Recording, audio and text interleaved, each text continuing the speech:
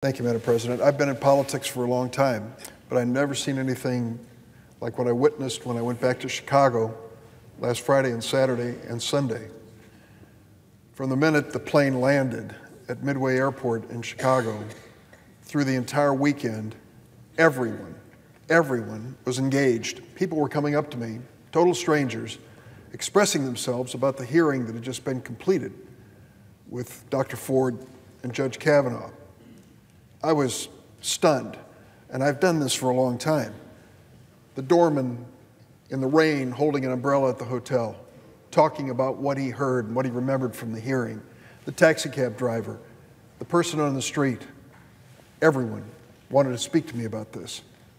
It's been estimated that 6 out of 10 Americans listened or watched the hearing last week. I'm not at all surprised. The response that I found on the street and in the neighborhoods and in meetings around my state of Illinois and the city of Chicago certainly gave evidence to that.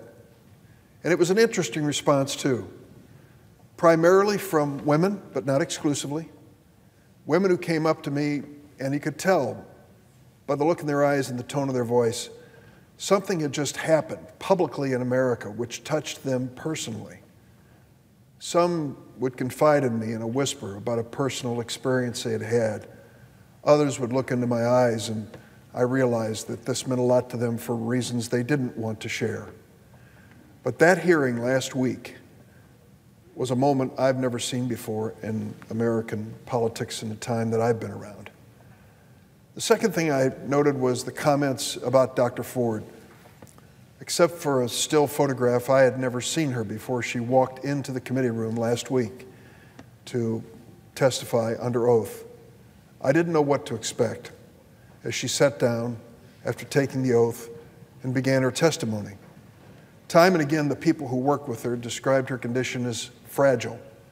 In her own words, in the course of her testimony, she said she was terrified. And why wouldn't she be? At this point in her life, to become a national person, a national profile, a national celebrity, to see her experience turn her family life upside down to the point where she was forced to move out of her home and her family had to take refuge and safety in a secure location.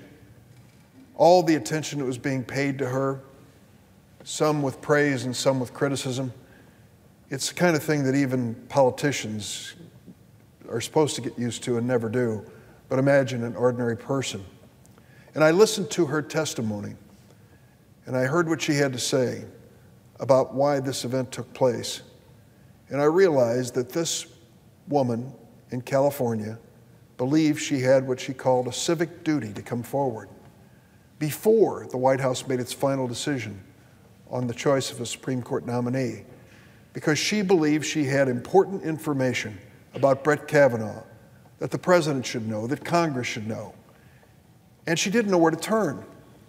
For those who argue she was part of some political conspiracy, she didn't know which way to turn. She ended up turning to the place most would, to her local Congresswoman, Anna Eshoo, sitting down with her in California and talking about this letter, this confidential letter that she wanted to put in the hands of somebody who would make a decision about the future of the Supreme Court.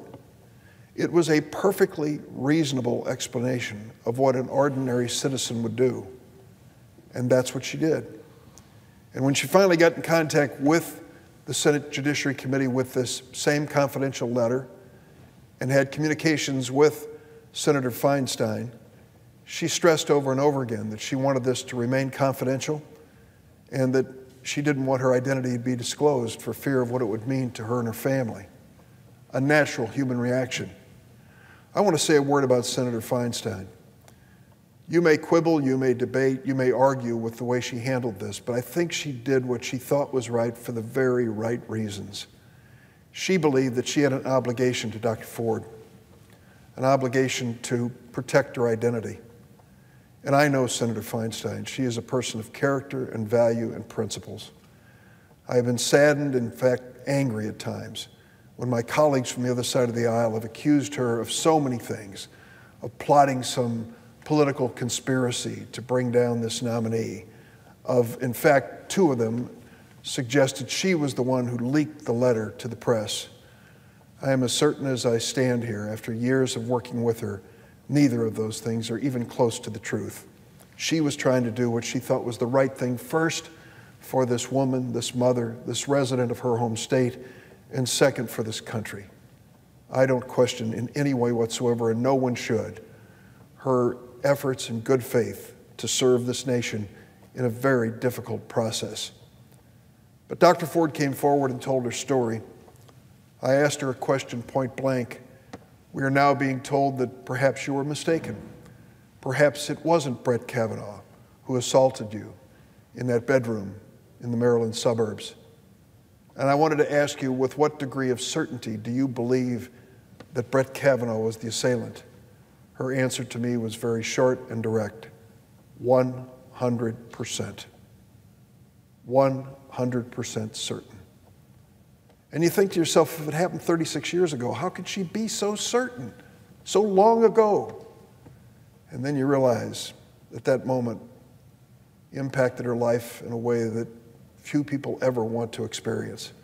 That for 36 years she's been carrying the memory of that party, that bedroom, that assault in her life, to the point where she sought therapy, couples therapy with her husband, and told her therapist as well as her husband the name of the assailant 6 years ago, long before Judge Kavanaugh was proposed as a nominee for the Supreme Court. I came away with strong feelings about Dr. Ford, her credibility, her composure, the fact that she was resolute, and the fact that she showed a degree of character which is extraordinary under the circumstances. I believe Dr. Ford, and I believe what she told us. And that's why I'm troubled to hear senators come to the floor today and say, well, you know, we feel that she was mistreated. Some of the same senators, including the majority leader who have said that, came to the floor on 3 successive days last week and dismissed her complaint as a smear. And that's the word that was used, a smear on the floor of the Senate. Even before she had testified, even before they had seen her under oath say what she did, they dismissed this as a smear. I don't think that's an indication of respect for Dr. Ford to have said that on the floor of the Senate. And I think that she deserves more, as anyone would, who is willing to testify under oath. I would also say that the testimony of Brett Kavanaugh last week was a revelation.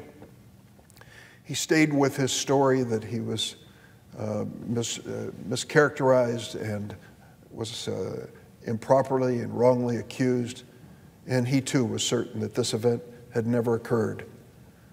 But in his testimony, his opening statement last week before our Judiciary Committee, I saw something which I'd never seen before in the Senate. I saw a level of emotion which was understandable, considering the accusations that have been made, but a level of anger which I have seldom seen, perhaps never seen in the United States Senate. When Judge Kavanaugh attacked those who had raised these questions about him and said that though he bore no ill will toward Dr. Ford, he called her allegations, quote, a calculated and orchestrated political hit, citing, quote, apparent pent-up anger about President Trump and the 2016 election, and then, he added, revenge on behalf of the Clintons. It is hard to imagine a person aspiring to serve on the highest court of the land where your temperament is so important, where you have to make certain, as best you can, that you take politics out of your legal equation, would be so direct and so specific in blaming his plight on, quote, revenge on behalf of the Clintons, close quote. This grace note, political grace note from Brett Kavanaugh, this lock her up grace note, may be appealing to some on the political spectrum, but it speaks volumes about this judge and how he would serve if he ever had an opportunity to be on the Supreme Court.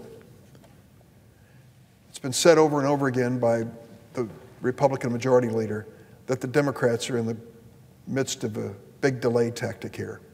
I have to echo the comments of Senator Schumer earlier. It is very difficult to take the Senate Majority Leader credibly when he makes a statement that we are trying to delay filling a vacancy on the Supreme Court. The Senate Majority Leader has set the record in delaying Merrick Garland's nomination for more than 300 days, when he even refused to meet with the man, let alone consider a hearing when Judge Garland was nominated by President Obama. To have this Majority Leader now tell us that we are the ones responsible for delay really is to ignore history and to ignore the reality of what has occurred here. Because of the courage of his members, 3 of whom have stepped up and said, we won't dismiss Dr. Ford's allegations with just a staff phone call. We want an actual hearing. That was inspired by 3 Republican members of the Senate. And we backed them up. We thought their request was right. And this FBI investigation, I know a little bit about that because I asked Judge Kavanaugh directly during the course of this hearing what he wanted us to do, not what the White House wanted us to do, not what the Senate Judiciary Committee Republican leadership wanted to do. What did he, Judge Kavanaugh, want to do when it came to this FBI investigation? My point was, if Dr. Ford is willing to submit her allegations to an FBI review, why wouldn't you, Judge Kavanaugh? If you believe there are no credible witnesses, no credible evidence otherwise, why wouldn't you want a complete investigation done by the nonpartisan professionals at the FBI? But even then, he refused that thought of an FBI investigation. It wasn't until Senator Jeff Flake, a Republican of Arizona, made it clear that he would not move forward on a vote on the floor without that FBI investigation, joined by Senator Coons of Delaware and many others, that this FBI investigation is underway. And so give credit where it's due. Any delay of a week for us to consider this is really inspired by Senator Flake's request with the support on the Democratic side of the aisle. So to blame us for this delay, unfortunately, again, is not accurate. But it appears now that Senator McConnell, the Republican Majority Leader, is determined to plow through this, as he has said. He has said this will be on this floor this week, this nomination. If the FBI investigation is completed Thursday or Friday, there will be a report that's available for senators to review, as they should, to read the results of this investigation and draw their own conclusions. That's the orderly process of the Senate. But it appears that Senator McConnell can't wait. He can't wait for that to be completed and thoughtfully considered by his colleagues in the United States Senate. It has to be this week, he is determined, and has said over and over again. He blames us for delay, delay, delay. If we take a day or 2 or more to thoughtfully consider whatever the FBI finds, isn't that our constitutional responsibility? Filling a vacancy, a lifetime appointment to the highest court in the land? That, I think, is my responsibility and should be his as well. Let me close by saying that this has been a celebrated chapter in history. Will be remembered. To have a Supreme Court nomination for the swing vote in the court that may tip the balance for decades before us is something we obviously take seriously. That it would come at a moment when these allegations have been made about sexual harassment, as we are facing this issue at every level and every sector of American culture, really dramatizes the importance that we get this right. Most importantly, that we be fair. Fair both to Dr. Ford, who had the courage to step forward, fair to Judge Kavanaugh, who has the right to tell us his memory of events and to be taken seriously as well. The FBI investigation, though it was resisted by Judge Kavanaugh, is a step in the right direction. I hope that my colleagues on the other side of the aisle who have not declared where they are on how they'll vote on the Kavanaugh nomination.